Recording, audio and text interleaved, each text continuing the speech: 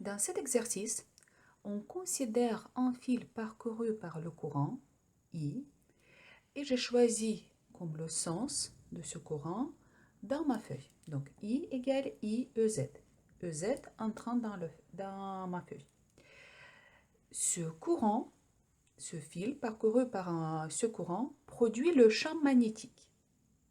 Donc, l'expression de ce champ magnétique est déjà connue. À certaines distances R par rapport à ce fil, le champ a le sens et la direction Uθ et ce champ est inversement proportionnel à la distance. Et première question, il faut trouver l'équation des lignes du champ. Alors, nous avons utilisé deux méthodes. Première méthode,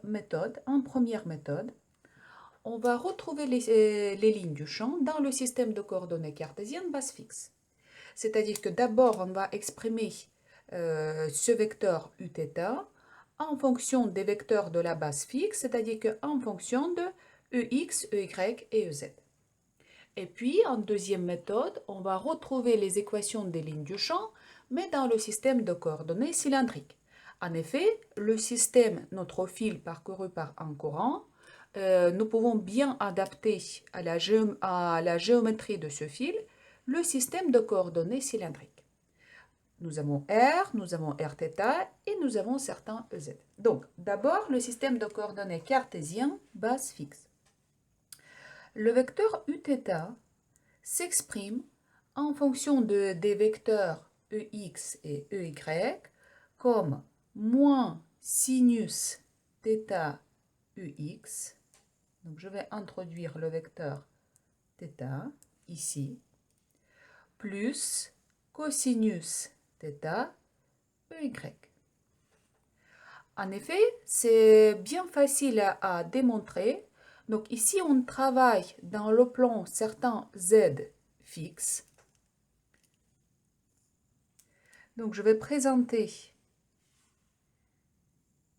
X et Y. Donc E, θ, le vecteur unitaire, est perpendiculaire à ER. L'angle θ est ici. Ensuite, l'angle θ est là. Cet angle-là, vu que les deux sont perpendiculaires, cet angle-là, ça sera pi sur 2 mon θ. Donc, mon θ est ici. Donc, comme on peut voir, si je décompose ce vecteur Eθ sur les axes Ex, Ey, j'aurai moins Ex fois la norme de Eθ, donc ça sera 1, fois sinus θ. Donc ici, pas Eθ, Uθ, peu importe, c'est le vecteur unitaire. Donc, et la même chose, vu que θ dans ce cas est ici, je peux projeter ce vecteur sur l'axe y et j'aurai donc la norme de Uθ 1 fois cosinus θ Ey. Donc, d'où tout de suite je peux réécrire mon B, ça sera mu0 I divisé sur 2 pi r moins sinus θ Ex plus cosinus θ Ey. Maintenant, je vais exprimer θ en fonction de x et y. En fait, pourquoi je fais ça? Parce que les équations des lignes du champ dans le système de coordonnées cartésien s'écrit comme dx sur bx égale dy sur by, la composante en x, la composante en y, égale dz sur bz. Donc, vu que je dois à la fin intégrer par rapport à x, y et z, donc il faut que j'exprime tout en fonction de x, y et z. Donc, sinus θ, dans ce cas, sinus θ, ça sera, donc cette distance-là vaut r, ça sera certain y sur r, donc y sur r. Et cosinus θ, donc ça sera x sur r. Et je peux exprimer r en appliquant le Pythagore, donc ça sera racine de x au carré plus y au carré. Donc pour l'instant, je ne vais pas remplacer R par son expression dans ma formule. Je vais laisser tel quel. Je vais le faire en dernière étape si ce sera nécessaire. Donc je vais réécrire l'expression de B.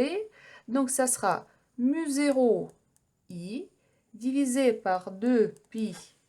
Et vu que ici, dans l'expression de sinus, j'ai 1 sur R, et dans l'expression de cosinus, j'ai 1 sur R, donc je vais factoriser par 1 sur R fois R, donc j'aurai R au carré. Donc ici, j'aurai moins Y E X plus X E Y. Maintenant, j'identifie les composantes Bx, By et Bz. Donc la composante en X, ça sera moins mu0 I divisé par 2 pi R au carré Y. La composante en Y, ça sera mu0 I X divisé par 2 pi R au carré. Et la composante en Z, ça sera 0. Et j'applique donc dx sur bx, donc ça sera moins sur mu0 i y. 2 pi r au carré passe dans le numérateur, donc 2 pi r au carré, égale la même chose avec by, donc dy divisé par mu0 i x, 2 pi r au carré, égale dz sur 0. Donc, tout de suite, on voit que quand dz sur 0, donc il n'y a pas d'autre possibilité, dz va être égal à 0. Donc, z, c'est une constante, ce qui était évident, vu que ici, b dépend uniquement de θ, donc z va être toujours constant.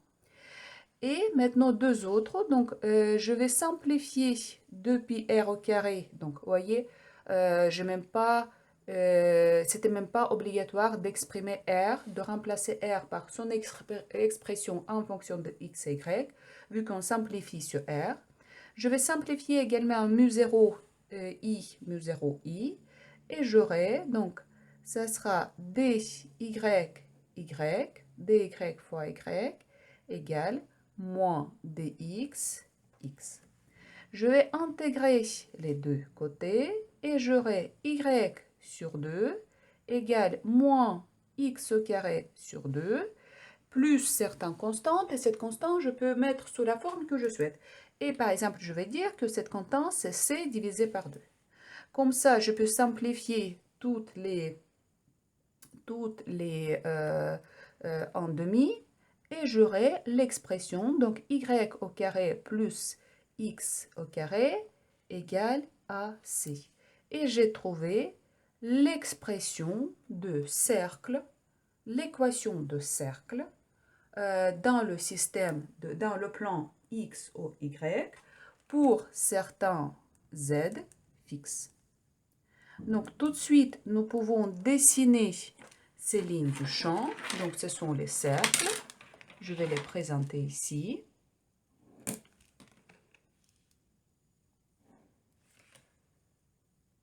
Donc, y, x. Pour certains z constants, nous avons l'expression, donc l'équation d'un cercle. Voilà. Donc, les lignes du champ magnétique, ce sont les lignes fermées. Donc, le sens et la direction, dans ce sens-là, Uθ. Donc, les lignes du champ magnétique, ce sont les courbes fermées. Maintenant, on va appliquer la deuxième méthode pour retrouver la même chose au final. On va calculer ces lignes du champ, mais dans le système de coordonnées cylindriques. Donc, B exprimé dans le système de coordonnées cylindriques égale mu0 I sur 2 pi R U θ. Donc B a trois composantes, deux composantes nulles et une composante qui est non nulle. Donc BR 0, Bθ, donc il y a certains Bθ, donc je vais mettre ici Bθ U θ et BZ 0.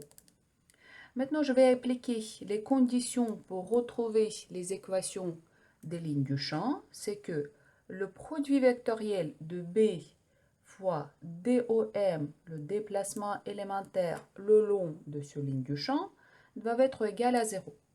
En effet, donc le champ est toujours tangent aux lignes du champ, en tous les points de ce champ.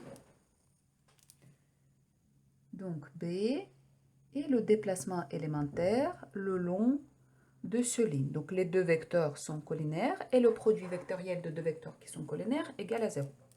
Alors, quand je calcule le produit vectoriel, il faut que j'exprime les deux vecteurs dans la même base. Donc il faut maintenant que j'exprime DOM dans la base locale associée à ce système de coordonnées cylindriques. Donc ça sera dr, r dθ, dz. Maintenant, je vais calculer le produit vectoriel. Donc, par ma méthode, je vais écrire 0 b θ 0. Maintenant, je vais doubler 0 b θ. La même chose, donc dr, r dθ, dz, dr, r dθ. Alors, cette composante-là va me donner la composante en R. Donc, ça sera B θ dz doit être égal à 0. Ensuite, la composante en θ, 0. Et la composante en z, donc ça sera moins B θ dr égale à 0. Vu que dans le cas général, Bθ est non nul, donc forcément dz égale à 0 et dr égale à 0. D'où z égale à certaines constantes et r égale à certaines constantes. Donc, pour certains z fixes, nous avons r fixe. Donc, je vais présenter ce fil. Donc, l'axe EZ est ici. Nous avons, on fixe certains Z, par exemple, on prend Z fixe. Et pour ce Z fixe, R est constant. Donc, le rayon est constant. Donc, nous avons obtenu la même chose. Nous avons obtenu les cercles. Donc, quand R est constant, ça veut dire que le champ est circulaire autour de ce fil parcouru par le courant I. Alors, maintenant, la deuxième question. Dans la deuxième question, il faut calculer la circulation de ce champ B0 le long d'un cercle de centre O et de rayon R. Donc, nous avons un cercle de rayon R et on cherche à calculer de centre O la circulation de ce champ, je vais marquer avec le sens Eθ, le long de ce cercle. Donc la circulation le long de cercle, c'est-à-dire que sur un contour fermé, on commence au point A et on revient vers le point A. Donc, la définition de circulation, c'est comme le travail en mécanique, c'est comme le travail d'une force, sauf que quand il s'agit des champs, on utilise ce terme, la circulation. Mais ça revient au même. La notion, c'est comme le travail du champ, sauf qu'on n'utilise pas le terme travail, on utilise le terme circulation. Parce que les unités du travail, ce sont les joules, et les unités de circulation seront imposées, seront définies par les unités du champ. Donc, dans ce cas, la circulation le long de ce contour fermé, je vais marquer le contour C', ça sera le produit scalaire B DOM, donc le déplacement élémentaire DOM le long de ce contour. Alors, quand je calcule, c'est pareil pour le produit vectoriel. Donc, quand je calcule le produit scalaire, il faut que les deux vecteurs soient exprimés dans la même base. J'ai déjà exprimé mon B dans le système de coordonnées cylindriques. Dans ce cas, je vais exprimer DOM, pareil, dans le système de coordonnées cylindriques, dans la base locale. Donc, les deux sont exprimés dans la même base. Nous avons déjà exprimé ces deux vecteurs. Et maintenant, je vais calculer donc, le produit scalaire de ces deux vecteurs. Alors, on aura 0 fois dr plus b θ fois r dθ plus 0 fois dz. Et on obtient donc b θ r dθ. Donc bθ égale mu0 i divisé par 2 pi r fois r dθ. Donc j'ai r et r qui se simplifient. Et j'ai retrouvé le produit scalaire égale mu0 divisé fois i divisé par 2 pi dθ. Donc la circulation, ça sera mu0 i sur 2 pi. Donc c'est une constante que je peux faire sortir dθ. Donc il me reste l'intégrale sur ce cercle quand je pars de A et je reviens en A par rapport à dθ. Donc θ varie de 0 à 2 pi. Et la circulation, ça sera égal à mu0 i. Très important. J'attire votre attention que pour ce champ magnétique, la circulation est non nulle. La circulation n'est pas conservative, contrairement au champ électrostatique. Vous vous souvenez que le champ, la circulation du champ électrostatique, le long d'un contour fermé, est toujours nulle. D'accord? Le cas du champ B est différent. Le champ magnétostatique est complètement différent par rapport au champ électrostatique. Donc, le champ B, le champ magnétique B, n'est pas le champ à la circulation conservative. Donc, le champ électrostatique est le champ à circulation conservative. Donc, c'est-à-dire que la circulation de ce champ le long de contour fermé, n'importe quel contour fermé égal à 0, toujours. Par contre, le champ magnétostatique est différent. Ce n'est pas le champ à la circulation conservative. Donc, une propriété très importante, très importante à retenir. Donc, on continue. Dans la question suivante, il faut calculer la circulation de ce champ B0 le long de parcours A, B, C, D, A. Donc, le point A est défini par les coordonnées cylindriques R1, θ1, z égale 0. Puis, le point B, donc on garde le même R1, on augmente θ2. Puis, on garde l'angle θ2 et on augmente R2.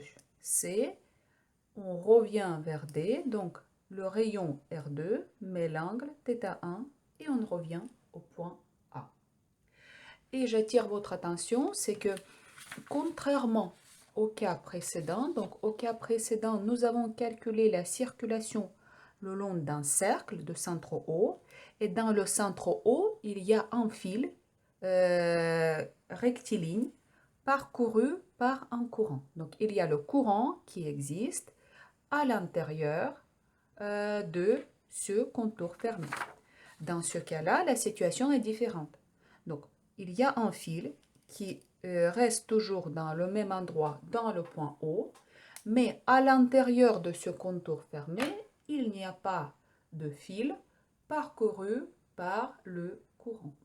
Donc, il n'y a pas de courant à l'intérieur de ce contour fermé. Donc, pour calculer la circulation, donc la circulation totale, on va commencer. Ce sera la circulation de A jusqu'à B, plus la circulation de B jusqu'à C, plus la circulation de C, donc C, D, plus la circulation de D à A. Donc, on va calculer les 4 circulations. Donc, première circulation de A à B. Donc, ça sera de A à B, les deux points. Donc, le produit scalaire, toujours la définition de cette circulation, B0, D, ou je vais écrire juste B, DOM. Donc, ici, B est exprimé dans le système de coordonnées cylindriques. Donc, je vais exprimer comme tout à l'heure DOM dans le système de coordonnées cylindriques. Je vais réécrire. Donc, B a 0, a les composantes 0, B θ 0, et DOM exprimé dans le système de coordonnées cylindriques, dr, r dθ, dz. Dans ce cas, le produit scalaire B DOM, ça sera 0 plus B θ R dθ. Donc C à B, ça sera l'intégrale de A à B. Donc Bθ égale mu 0 I divisé par 2 pi R, R dθ. R et R se simplifient. La constante, je peux faire sortir. Donc ça sera mu 0 divisé par 2 pi, et je n'oublie pas I. L'intégrale de A à B dθ. Alors, le point A, vu que je dois intégrer par rapport à θ, le point A correspond à cet angle θ1 et le point B correspond à cet angle θ2. D'où la circulation, ça sera mu 0 I divisé par 2 pi θ2, donc la primitive, ça sera θ, j'applique les bornes, donc ça sera θ2 moins θ1.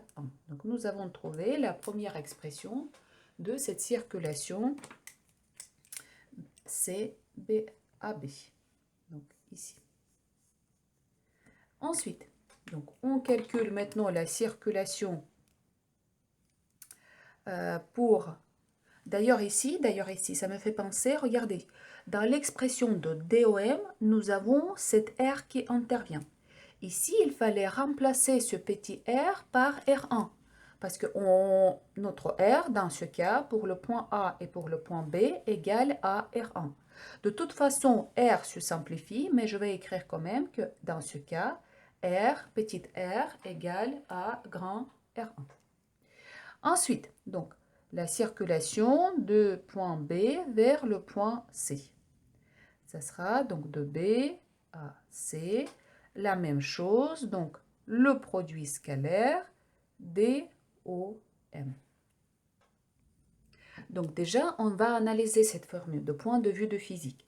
Alors, le champ B, un point B, d'accord, et un point C est tangent à cette portion de cercle. D'accord? Donc ici, B a ce sens-là.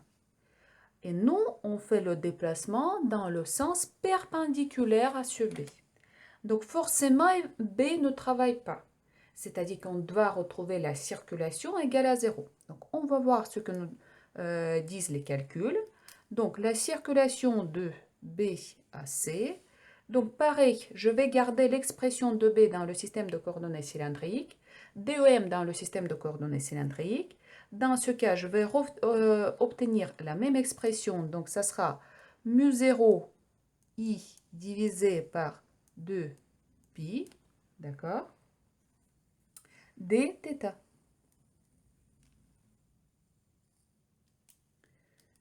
Égale, donc en effet, encore une fois, quand je prends par exemple un point qui correspond à ce déplacement élémentaire, voilà, l'endroit à côté, aux environs de ce point, d'accord, B a le même R et DOM a le même R. Donc R et R, petit r, se simplifient. Dans ce cas, j'obtiens mu 0 I divisé par 2 pi, l'intégrale de θ. Alors, je vais intégrer par rapport à θ, donc B correspond à cet angle θ2, et on garde le même angle quand on se déplace le long de cette droite. Donc ce point C correspond à le même angle, donc θ2. On ne change pas l'angle. Dans ce cas, la primitive, ça sera θ. θ2 moins θ2, ça va nous donner 0. Donc la circulation CBC égale à 0. Ensuite, la circulation du point C vers le point D égale donc de C à D. Ça sera, donc je garde la même expression. Dans ce cas d'ailleurs, donc le champ B, notre petite r pour ce cas, prend sa valeur de R2 tout au long de ce chemin. R, petite r égale à grand R. Mais de toute façon, on simplifie ce petit r. Donc dans l'expression sous l'intégrale, il n'y a pas de petit r. Donc ça sera mu0 i divisé par 2pi dθ. Donc mu0 i de pi, j'intègre par rapport à θ. Donc C correspond à l'angle θ2 et D, c'est l'angle θ1. Donc égal mu0 i divisé par 2pi θ1 moins θ2. Donc j'ai retrouvé cette deuxième expression. Donc CBC égale à 0. Ça, c'est pas le vecteur. La circulation, c'est un scalaire. CCD, nous avons cette expression. Bien. Et il nous reste à calculer maintenant la circulation sur ce segment de D à A. Donc la circulation DA, du point D vers le point A. La même chose, donc on va appliquer cette analyse, c'est que au point D, donc le champ sera toujours tangent à ce déplacement circulaire et au point A, pareil. Donc de toute façon, pour n'importe quel point de ce segment, de D à A, le champ sera perpendiculaire à ce déplacement.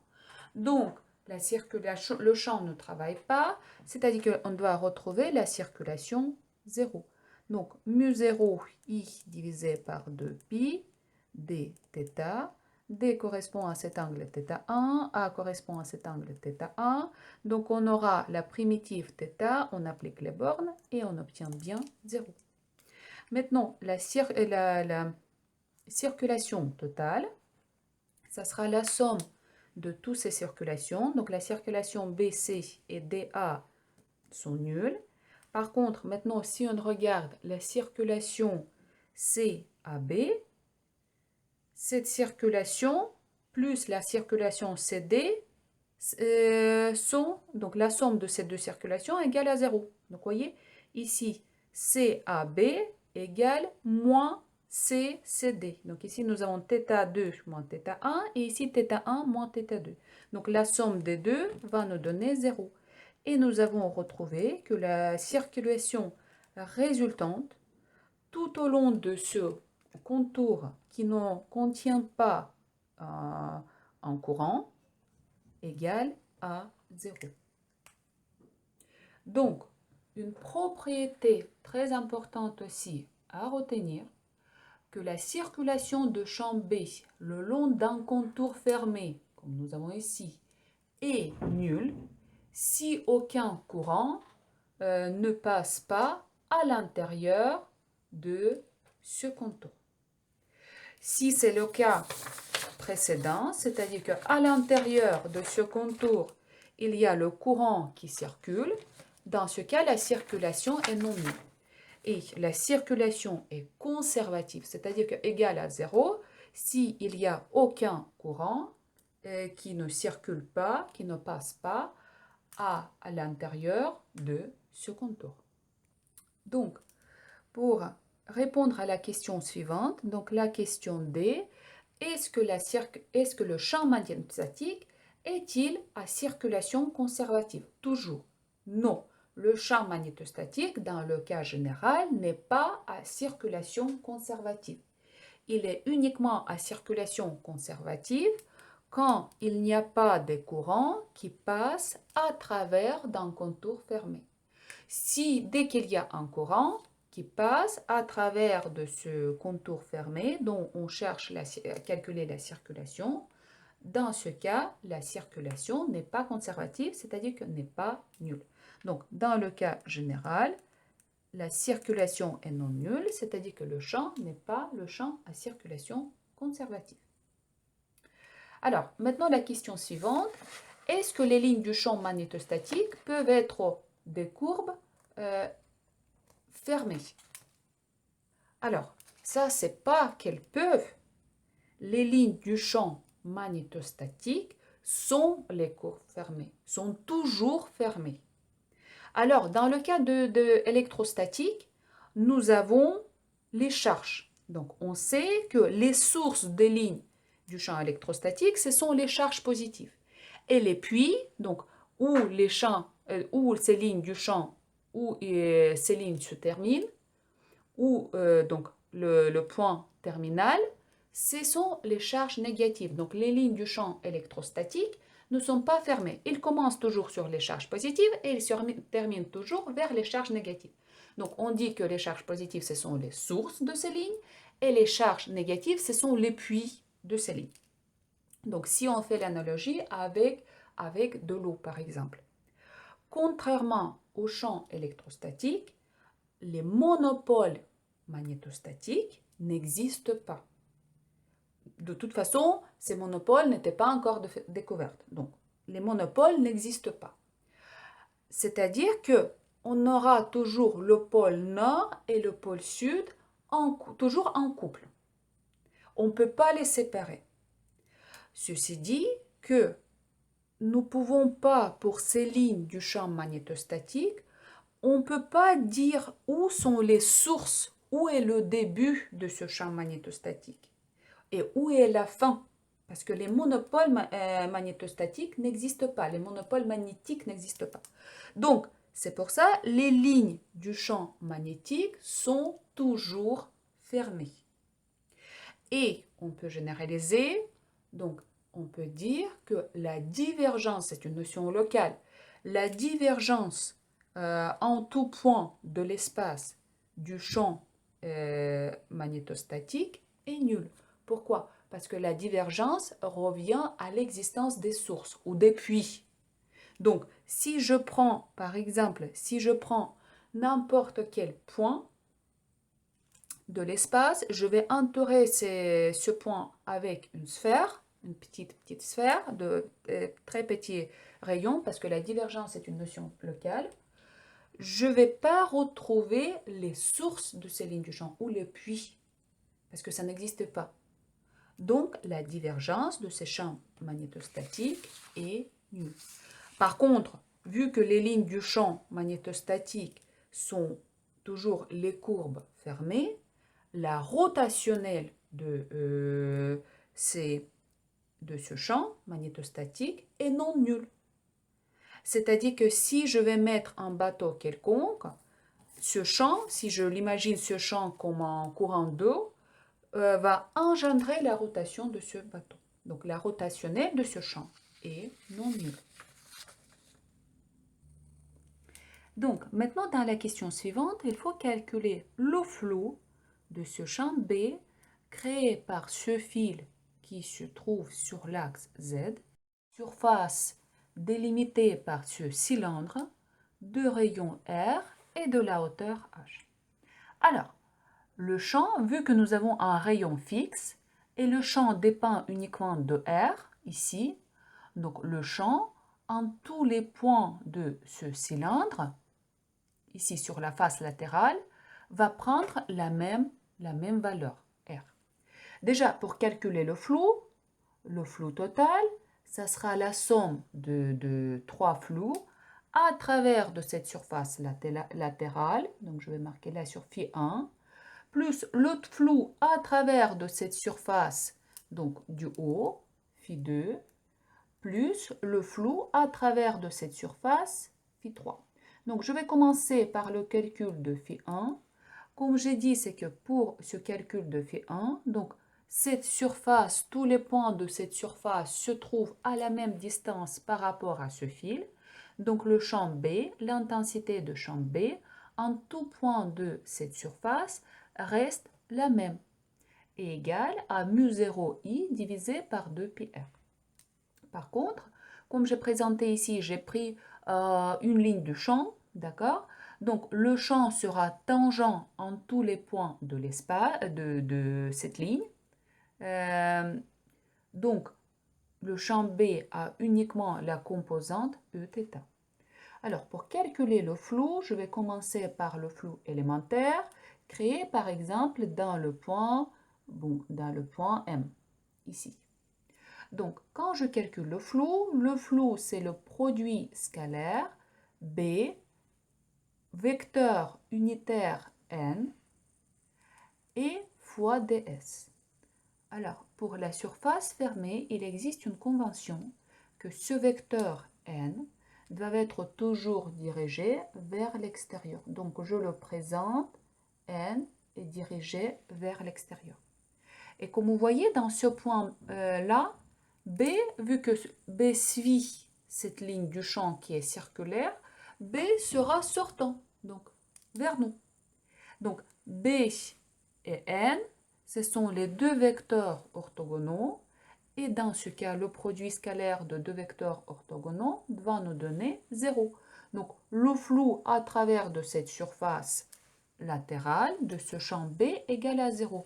Donc, le champ B ne traverse jamais cette surface latérale. Elle n'arrive pas à percer cette surface. Donc en tout, quel que soit le rayon de ce cylindre, le champ B n'arrivera jamais à percer cette surface latérale. C'est-à-dire que le flou, phi1, à travers de cette surface latérale égale à 0.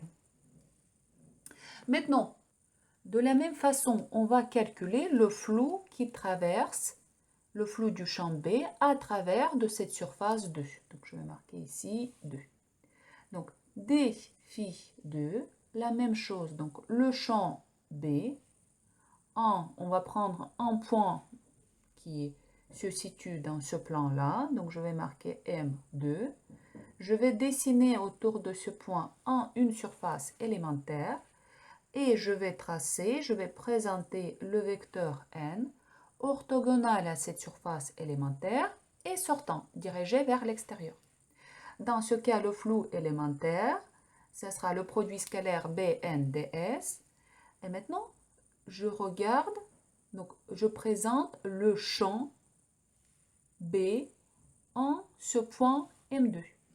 Le champ B est toujours tangent à ces lignes du champ. Ce sont les petits cercles de certains rayons R autour de ce fil. Donc, le champ B va rester dans le plan de cette surface. C'est-à-dire que le champ B et le champ N, donc ces deux vecteurs, sont orthogonales. Donc, pareil, ce flou élémentaire égale à 0. Ceci dit que le flou phi2 égale à 0. La même chose pour cette surface 3. Donc, je prends un point, donc cette surface 3. Je définis une petite surface élémentaire. Je présente le vecteur n orthogonal, perpendiculaire à cette surface élémentaire, dirigé vers l'extérieur. Et je vais présenter donc, le champ en ce point. Donc, par exemple, le champ est comme ça. Et vu que le champ est tangent à ces lignes du champ, à ces cercles, le champ B va rester dans le plan de cette face 3. Donc le champ B et le champ N, ce sont les deux vecteurs orthogonaux. Donc le produit scalaire BN, ce sera égal à 0. Donc phi3 égale à 0. Donc nous avons trouvé que le flou total à travers de cette surface, à travers de ce cylindre, égale à 0. Donc une propriété à retenir, c'est que le flou du champ B à travers n'importe quelle surface fermée est toujours nul. Ceci revient, donc la notion de flou revient à la notion de la divergence, ou on peut dire inverse, la divergence est liée à cette notion de flou. Donc, le flou à travers de n'importe quelle surface fermée de ce champ magnétostatique est toujours nul. Donc, si le flou est nul, ça veut dire que le champ B est le champ à flou conservatif. Maintenant, si on fait la comparaison avec le champ électrostatique, donc le champ électrostatique est le champ à la circulation conservative, mais c'est le champ à flou non conservatif. Pourquoi? Parce qu'il existe les charges, il existe des sources des lignes du champ ou des puits de lignes du champ.